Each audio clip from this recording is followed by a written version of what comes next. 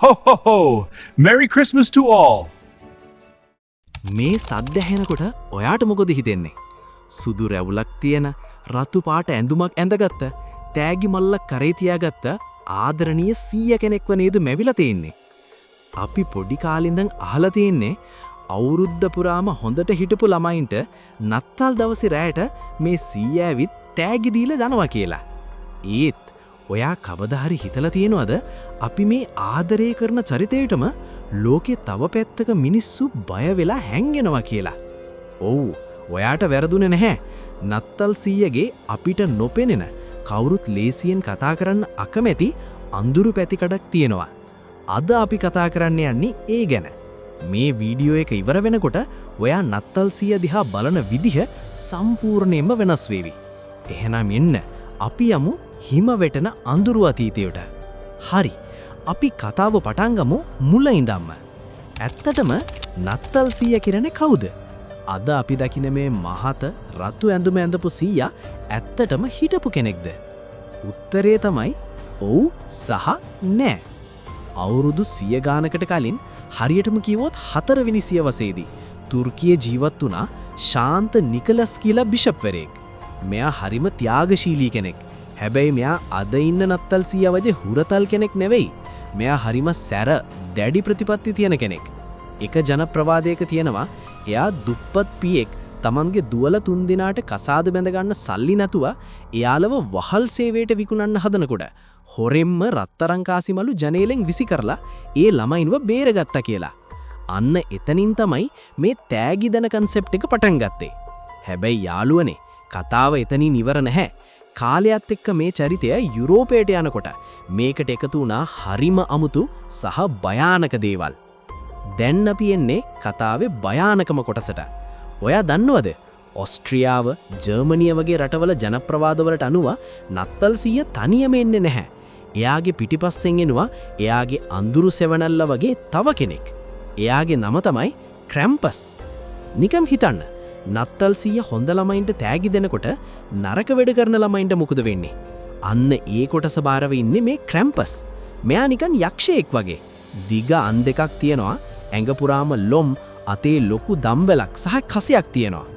පරණ කතාවල හැටියට නත්තල් සීය තෑගි බෙදනකොට ක්‍රැම්පස් කරන්නේ නරක ළමයින්ට දඬුවම් කරන එක.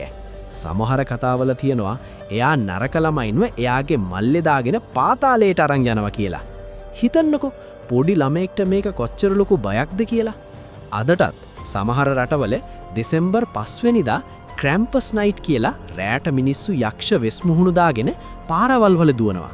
ඉතින් නත්තල් සීය කියන්නේ නිකන්ම ආතලයකට තෑගි දෙන සීය කෙනෙක් විතරක් නෙවෙයි. එයාත් එක්ක මේ භයානක දඬුවම් දෙන පැත්තකුත් බැඳීලා තිබුණා. හරි.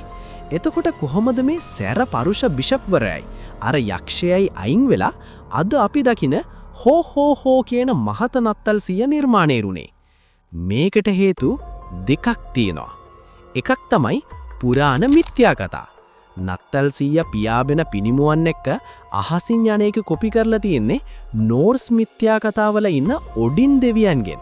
ඔඩින් දෙවියොත් එයාගේ කකුල් 8ක් තියෙන අශ්වයා පිට අහසින් යනවා කියලා තමයි විශ්වාස කළේ. ඒ වගේම එයාටත් ලොකු සුදු රැවුලක් තිබුණා. දෙවැනි කාරණේ තමයි ටිකක් පුදුම හිතන එක. අද අපි දකින රතු පාට එඬුමෙන්ඩපු hina වෙලා ඉන්න නත්තල් සීයගේ රූපය ලෝකෙටම ප්‍රසිද්ධ කළේ කොකකෝලා සමාගම විසින්. 1930 ගණන්වලදී කොකකෝලා එකට ඕන වුණා සීතල කාලෙට බීම විකුණන්න. ඉතින් එයාලා නත්තල් සීයගේ අලුත් රූපය ඇඳා.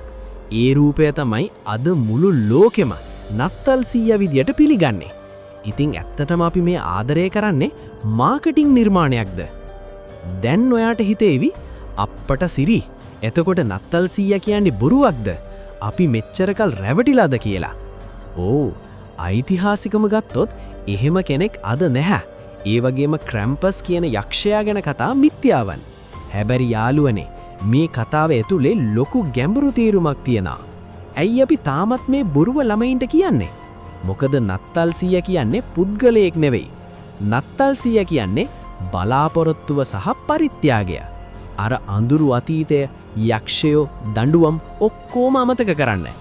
නත්තල් සීය සංකේතවත් කරන්නේ Taman කවුද කියලා කියන්නේ නැතුව කිසිම පෙරලා බලාපොරොත්තුවක් නැතුව තව කෙනෙක්ව සතුටු කරන්න පුළුවන් කියන උතුම් ගුණාග්වය. ඔයා ඔයාගේ නංගිට මල්ලිට හරි නැත්තම් පාරේ ඉන්න අසරණ මිනිස්සෙක්ට හරි උදව්වක් කරන වෙලාවට අන්න ඒ මොහොතේ ඔයා තමයි නත්තල් සීයා. ඉතින් නත්තල් සීයාගේ අඳුරු පැතිකඩ දැනගත්තා කියලා නත්තලි තියෙනේ ලස්සන හැඟීම නැති කරගන්න එපා. ඒ වෙනුවට මේ පාර නත්තලට කාගේ හරි මූණට හිනාවක් ගේන රියල් හීරෝ කෙනෙක් වෙන්න ඔයාට පුළුවන්. මොකද ඔයා දන්නවා නියම මැජික් එක රතු පාට ඇඳුමක් ඇතුලේ නෙවෙයි ඔයාගේ හදවත ඇතුලේ. මේ වීඩියෝ එක ගැන ඔයාට මොකද හිතෙන්නේ? ඔයා පොඩි කාලේ නත්තල් සීයා ගැන විශ්වාස කළාද? පහලින් කමෙන්ට් එකක් දාගෙන යන්න. මේ වගේ තවත් කුතුහලයේ පිරිච්ච වීඩියෝ බලන්න අපිව සබ්ස්ක්‍රයිබ් කරන්න අමතක කරන්න එපා. තවත් දවසක අලුත් කතාවකින් හම්බෙමු.